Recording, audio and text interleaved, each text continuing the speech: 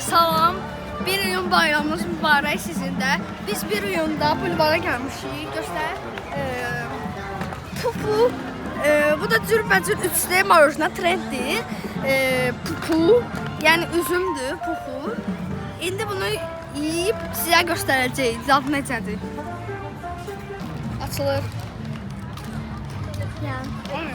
Açılmır. Plastik. Hələ açdıq bunu. Hazırsınız?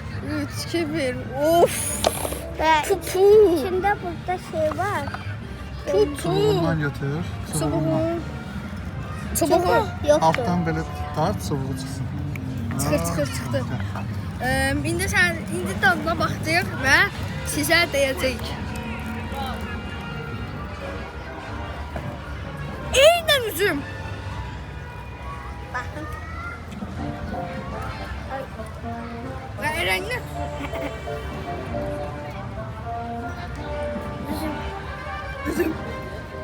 Ha, necədir, dadlıdır? çox qəşəngdir. Çok güzel. Uşaqlar yəni tövsiyə edirəm. Bulvarda Candy Fest. Hamı iyun ayında burada gəlib cürbəcür dadlara baxa bilər. Hə, Kamal? Bəli. Nə məsləhət görsən dostlara? Dostlara Gəlsinlər. gəlin, görün, yeyib için. Sonra nə yemişdiniz, onu çəkməliyəm.